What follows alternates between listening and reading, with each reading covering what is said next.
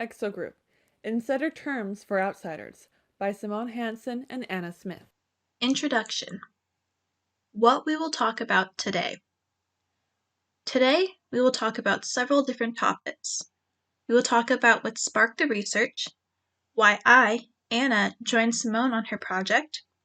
We will talk about our research question. Then, we will briefly discuss what makes our project different from others. We will then take turns talking about our literature review. And finally, we will go over our survey and interview and finish off our presentation with our discussion questions. As someone who grew up in a very small community before heading off to a much larger city for college, I found there are many differences in how a community reacts toward insiders and perceived outsiders of those communities. And something that really stood out to me is how I never really heard anybody make insults or comments about newcomers to the area. The most someone would say would be like, "Oh, they're not from around here," or something in the Bellingham area. In comparison, back on Orcas Island, we make those comments all the time about, outsiders. It should be noticed that we don't always insult people all the time, but a lot of times if we use the word tourist, we are insulting them, while the word visitor is more of a polite term if we're talking about an outsider. And these terms are called exogroup terms or outgroup terms. This difference between these communities caused me to be curious, and that's what created this idea. What causes a community to create and use an exogroup term? Why I joined. Hi, Anna here. I joined Simone's idea for a few reasons. When I first read her topic, I found it very interesting, and the more I looked into it and researched it, I decided to join Simone on her project.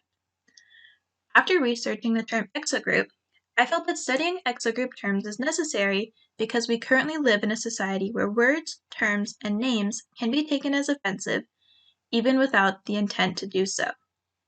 By researching and identifying different exogroup terms, we can look at how and why they form, and to what degree they might be insulting.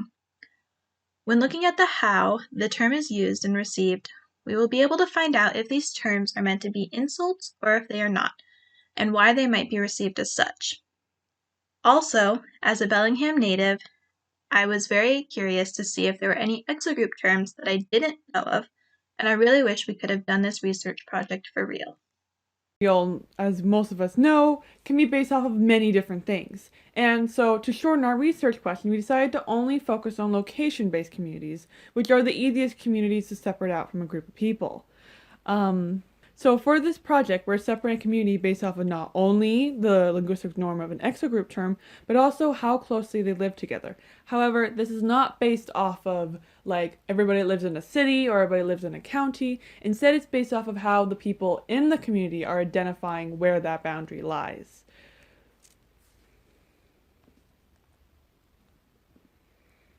Now, something that you might have noticed is that our research project is a little bit different from other social linguistic projects. To be exact, I'd say it's a little bit backwards. Normally, to start a research project, you have to first identify the speech community. And then the reason that we identify the speech community is that if you don't select your speech community correctly, the whole experiment can be set back. And they may have to be forced to restart it, or even their reports will just kind of be nothing. They won't actually get good information from the research they did because their speech community didn't match. For this project, however, it's less about which speech communities we're interviewing and more about how do people identify the speech community they're a part of. So the speech community is more of a separation after we've interviewed people. It should be noted that we are planning for this project to be interviewing people that we're in-group members of. So I would probably focus around Orcas Island or the San Juan community, while my partner Anna Smith would probably focus more on the Bellingham community. So after describing what our project is going to be about, now it's time to talk about what is in our literature review. What data is already out there? So societies identify people as outsiders by identifying the differences in language use between communities. This is the most common way that people identify outsiders. And many times that this separation from outsiders is based on of someone's sex or race or religion or national origin. They're like, you're not part from here, but they can't be racist or sexist, so they're specifically pointing out a language quirk that they do not like. However, according to Schulman, if you adopt those language quirks of the in-group, then the discrimination that you face will decrease immensely. But even though it decreases, according to Mass, you can still face discrimination. And this can happen based off of the speech that the two groups will use when they refer to each other. For example, there's this model called the Linguistics Intergroup Bias Paradigm, which basically says that people tend to express desirable in-group and undesirable out-group behaviors in abstract terms, while unfavorable in-group and favorable out-group behaviors tend to be used concrete terms. For example, if someone in your in-group pushed someone, you'd say, oh no, you only bumped him. While if someone in your out-group pushed someone, you'd be like, he shoved him. You'd use different terms that have similar meanings, but one is more abstract and one is more concrete depending on your relation to the person doing the action.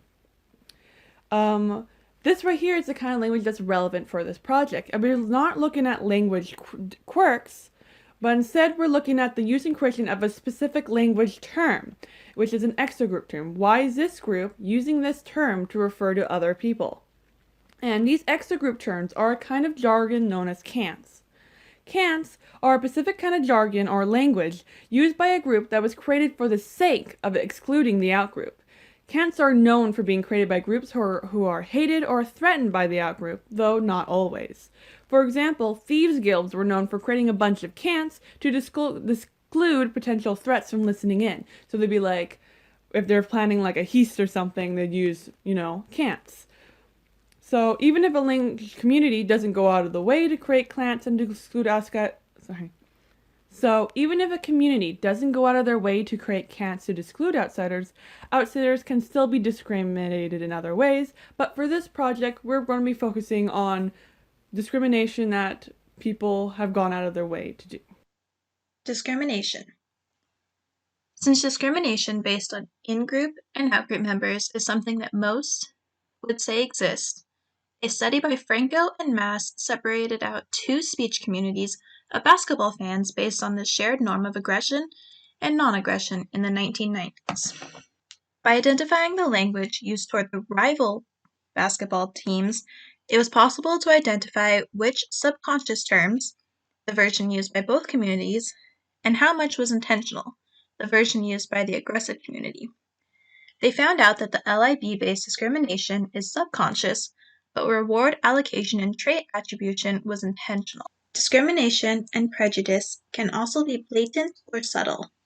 While one might assume that blatant prejudice is conscious and subtle prejudice is unconscious, one wouldn't be exactly correct. The main difference between these two types is emotion. Blatant prejudice is based around the fight or flight instinct. It is for attacking a perceived threat or avoiding interacting with them. Blatant prejudice is often used by those in power as they have the power to be blatant with their prejudice. Subtle prejudice is believing outsiders are wrong because they don't follow the social norms found in the intergroup's community. Using Pettigrew's method as a base, Martini, Blanco, and Roos devised a way to measure these prejudice expressions based on intensity and component type, which are rejection, intimacy, values, emotion, and culture.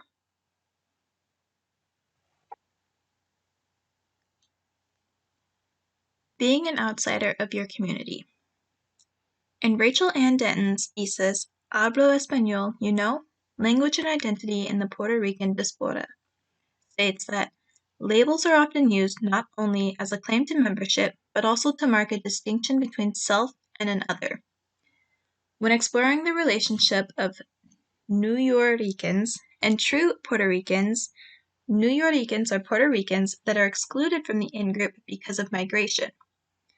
The cant Nuyorican was coined by the Puerto Ricans to separate and exclude the out-group, which influences their sense of identity as Puerto Ricans. They are identified as Puerto Ricans by non-Puerto Ricans, and yet are identified as Nuyorican by the true Puerto Ricans. The main thing true Puerto Ricans use to identify the outgroup is language. This is because most Nuyorican don't speak good or any Spanish due to growing up in the United States, in New York, during their childhood.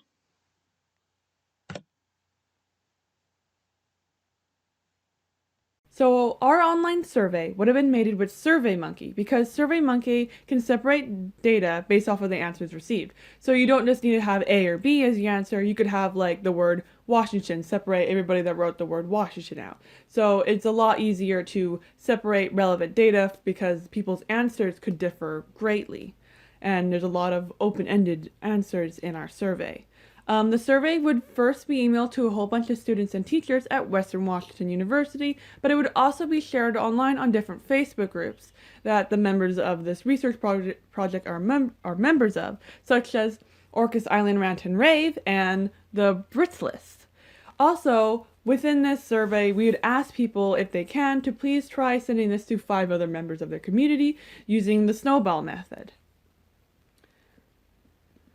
Our survey questions could be basically split up between 3 different kind of questions. First questions, which are about the speaker. They're basic facts like how old are they, where do they live, to get an idea about the surveyor. The second groups are the surveyor's relationship with the community that we're talking about. Like, do they feel like they're a member of this community? And different questions such as that. And the last set of questions are basically questions based off of how the community relates to surveyors and their perceptions of outsiders. For example, one of our questions was, can you rank on a scale to 1, which is hard, and 5, which is easy, how identifiable outsiders are? Follow-up interview. After participants take our online survey, we would ask if they would be willing to be contacted for a follow-up interview. Therefore, more of the interviewees will be students and faculty from Western Washington University. Our goal for this interview is to find out what exogroup terms people know of and use, and whether they are positive or negative. We plan on doing this by identifying what community they are in or from, then finding the exogroup terms they use. Before the interview, we will take a moment to introduce ourselves and thank them for giving us some of their time. We will then explain that we are doing an interview for a sociolinguistics class and give the definition of sociolinguistics. We would be careful not to tell the interviewee too much about the project so that we don't lead them on. We decided that semi-structured would be best for our interviews because our questions will vary based on answers, and we want the freedom of asking follow-up questions for more information. Since we are trying to look at regional exogroup terms and emotion, some of our questions will be, tell me why your community feels negative towards outsiders. And some will be, where are you from? On the next slide, I will talk about what questions we chose and why.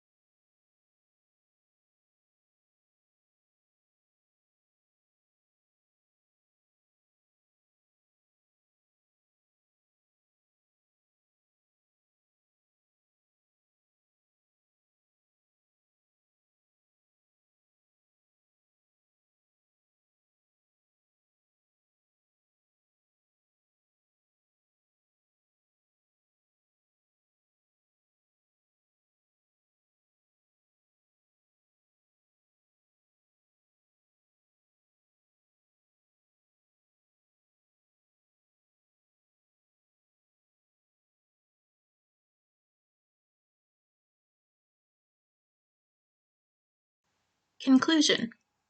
Anna Smith. I thought our topic was really fascinating and would be interested in actually doing a research project on it. There isn't a lot of research done on the topic, so our possible conclusion of the research would be our own. I also think that fieldwork is hard. I like designing the survey and the interview questions, but actually going out and doing the interview would be challenging for me. I have a hard time processing audio information, so I would have to record the interview, and I know that is not always possible. Finally, after going through this process, I don't think it is for me. My future goals are to teach English as a second language, and I wanted to use my background in linguistics to support that. Maybe someday I will find a topic about English as a second language and sociolinguistics that interests me enough to pursue it. I really like this idea, which is why I picked it, but I think it's a little bit too ambitious. The problem is, there isn't a lot of research on this subject. So, in a way, I delved into a deeper subject than I probably should have.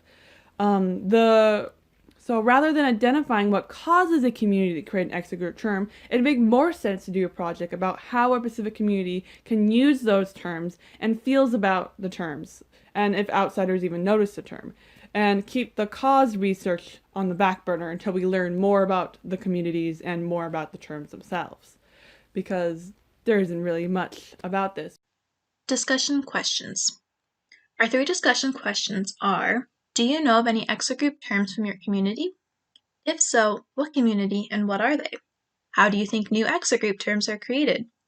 Do you think they are created with positive or negative thoughts? What size of community do you think creates the most exogroup terms? Neighborhoods, towns, counties? Bibliography.